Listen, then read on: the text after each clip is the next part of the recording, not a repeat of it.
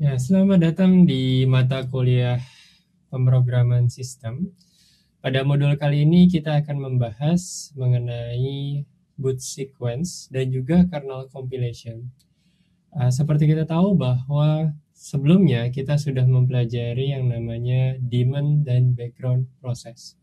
Pada modul kali ini kita akan coba membahas bagaimana proses suatu sistem operasi itu bisa bekerja mulai dari komputer tersebut itu on sampai komputer tersebut bisa menyalakan init, ya. Jadi pada modul ini nanti akan ada dua hal yang cukup besar. Yang pertama adalah bagaimana proses boot sequence, dan yang kedua adalah bagaimana kita bisa melakukan kernel compilation. Ya, jadi ada dua pokok bahasan yang nanti akan dipisah dalam beberapa modul. Oke, untuk yang pertama, ya, saya akan coba untuk membahas bagaimana proses dari boot sequence. Ya, seperti kita tahu bahwa suatu sistem operasi itu bekerja ya setelah init diinisialisasi. Ya, jadi program yang pertama kali jalan atau dengan PID 1 itu adalah init, dan biasanya itu adalah beberapa proses itu menjadikan init sebagai parent prosesnya. Ya, jadi yang akan kita pelajari dua pokok bahasannya adalah bagaimana cara suatu kernel itu bisa diboot. Yang kedua adalah bagaimana kita men-setup dan compile kernel yang ada di dalam Linux menjadi custom kernel milik kita sendiri.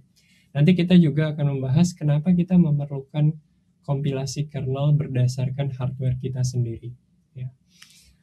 Oke, ini ada beberapa referensi mengenai boot sequence. Ya, ada boot yang di dalam personal komputer. Ya. Nanti kita juga akan bahas pertama adalah boot yang ada di dalam komputer kerja kita.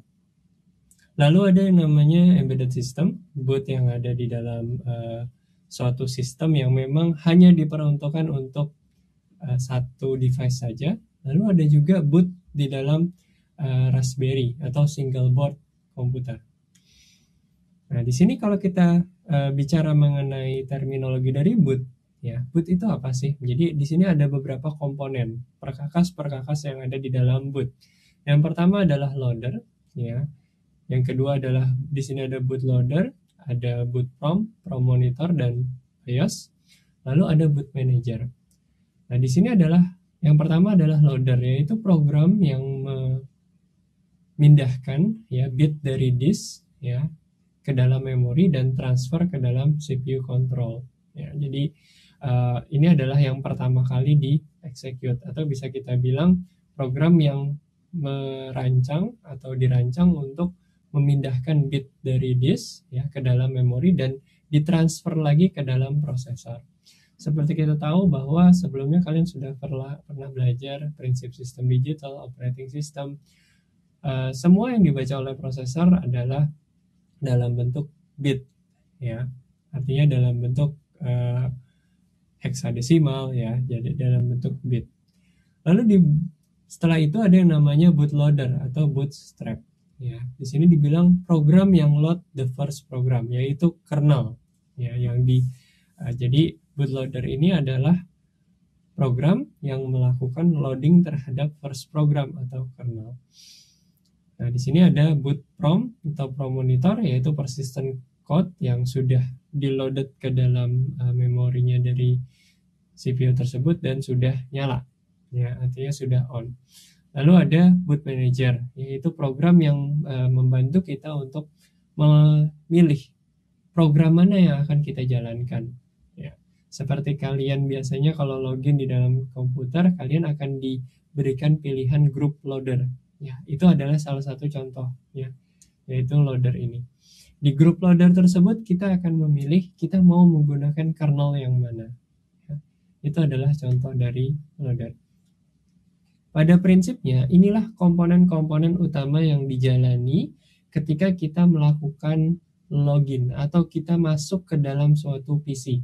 Atau ketika kita menyalakan suatu tombol PC, maka proses-proses ini akan berjalan secara sekuensial.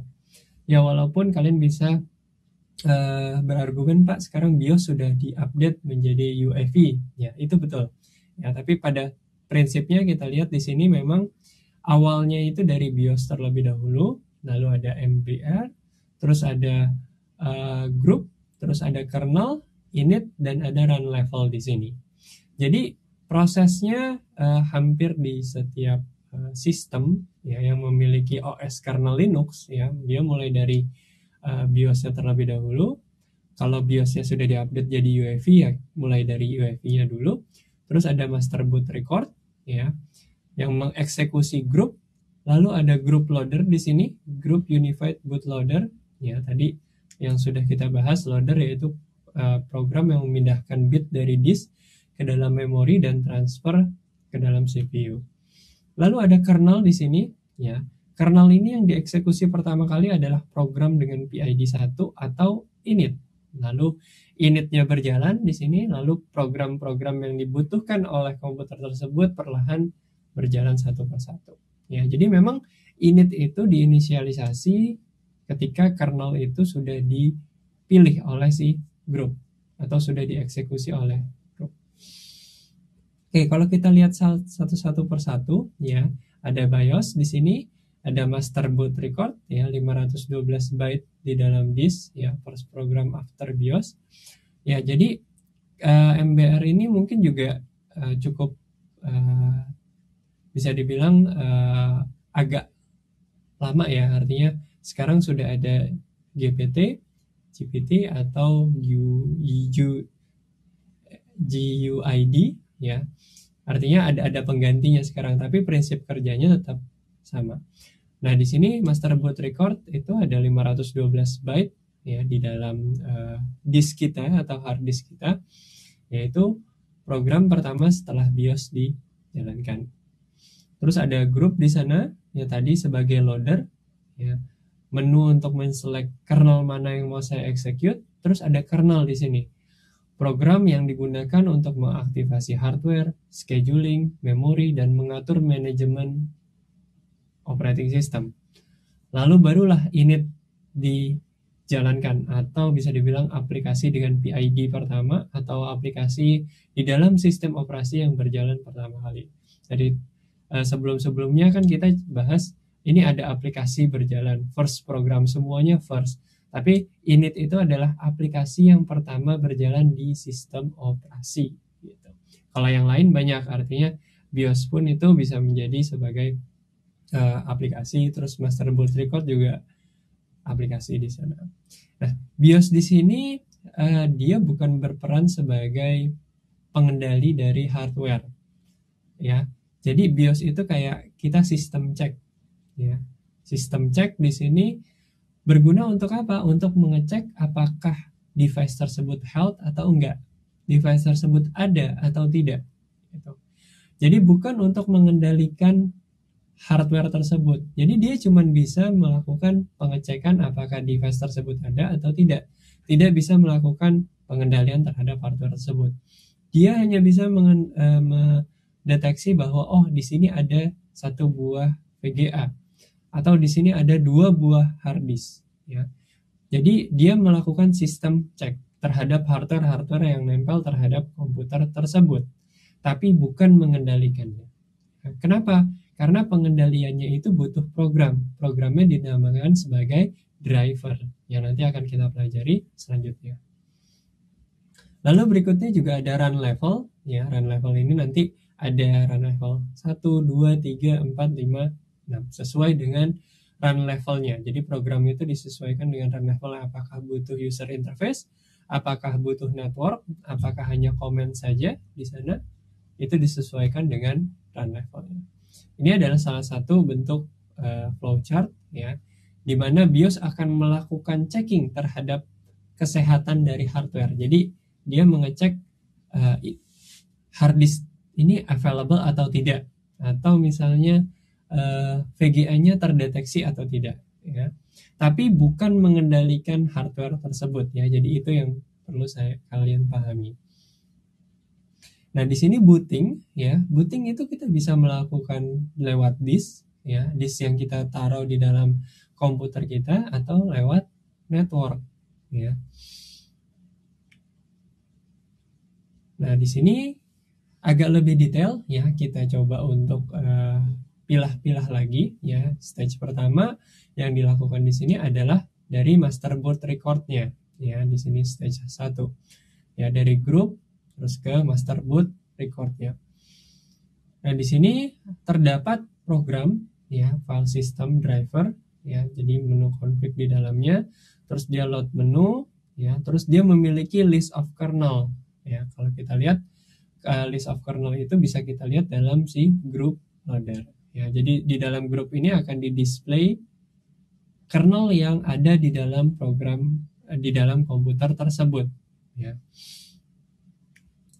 Oke, berikutnya setelah dia memilih kernelnya dan di load ya di sini. Jadi kernel itu akan di dalam kernel itu butuh juga untuk mendeteksi driver-driver yang ada juga gitu. Jadi ketika kernel itu jalan, dia butuh sesuatu untuk melihat hardware-hardware yang ada, entah itu network, entah itu file system, entah itu hard disk ya, dia butuh driver yang dibutuhkan. Nah, driver-driver itu disimpan terlebih dahulu di dalam yang namanya init.rd atau init.ram.fs ya. Jadi si kernel ini ketika dia di-execute atau di-load ya, dia juga perlu kayak kalau kita bilang seperti pendampingnya agar dia bisa melanjutkan prosesnya ya. Karena dia butuh akses ke dalam disk. Sedangkan kalau kita mau mengakses ke dalam disk, kita butuh driver dari disk tersebut. Sedangkan tadi kan BIOS itu hanya bisa melihat bahwa di dalam suatu disk tersebut apakah bisa nyala atau enggak disknya ya. Tapi bagaimana cara mengakses ke dalam disk tersebut? Kita butuh di sini yang namanya file system ya. Jadi file system itu yang bagaimana file-file kita itu diatur di dalam file system tersebut ya.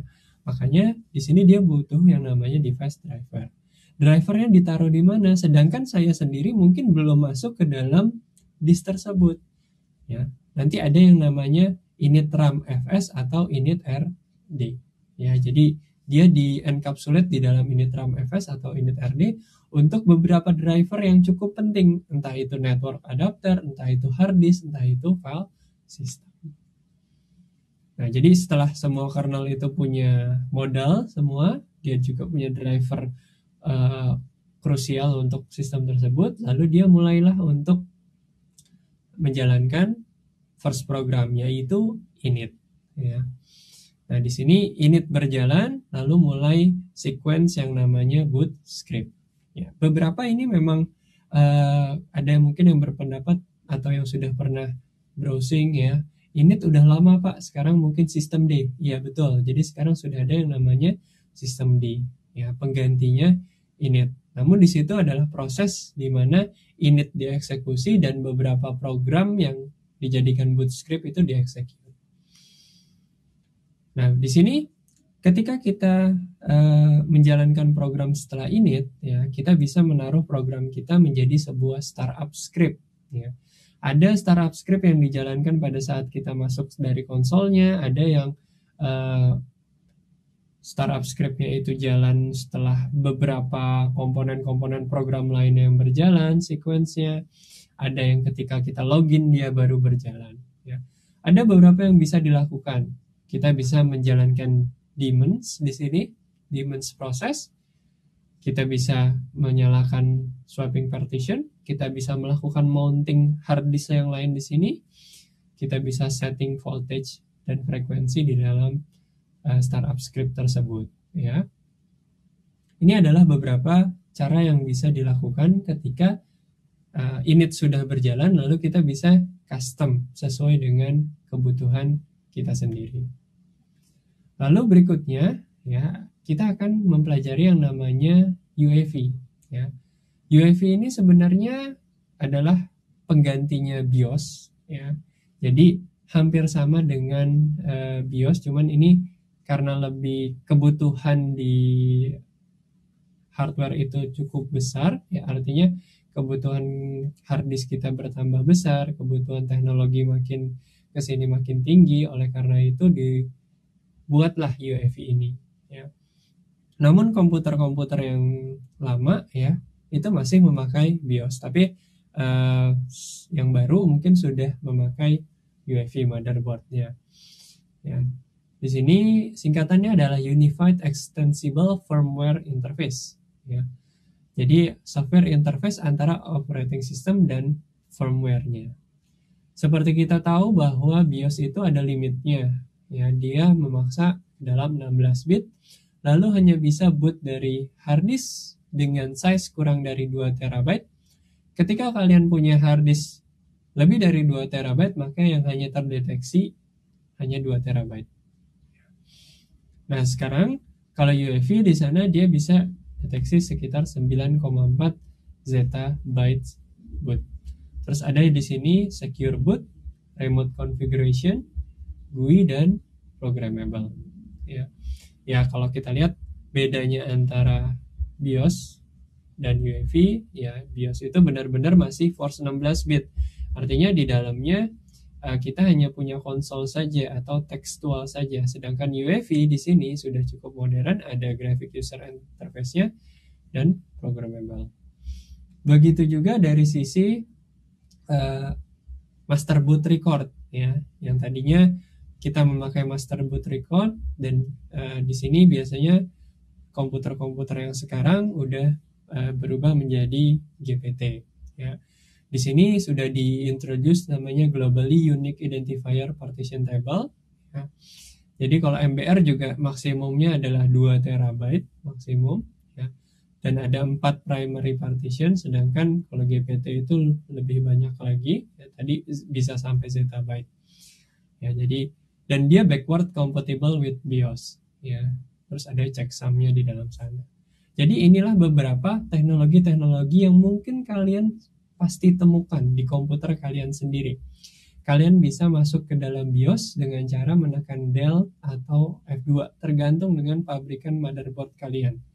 Kalian bisa coba di komputer kalian sendiri, kalian bisa browsing terlebih dahulu untuk masuk ke dalam BIOS laptop kalian atau BIOS komputer PC kalian. Biasanya umumnya dengan menekan Del, tapi tidak tertutup kemungkinan ada yang pakai F2 atau F12 ya, tapi itu tergantung dari hardware kalian. Nah, kalian bisa cek apakah kalian masih memakai BIOS ataukah sudah memakai UEFI. Oke, untuk modul yang pertama ini sampai di sini dulu ya, penjelasan secara teoritis ya, bagaimana boot proses itu berjalan sejak komputer kita nyalakan dan dia mengeksekusi boot, dia mengeksekusi BIOS, dia mengeksekusi bootloader, lalu dia menjalankan kernel, init RAM fs, init, dan menjalankan program kita. Oke, sekian dulu modul ini. Terima kasih atas perhatiannya, semoga bisa bermanfaat.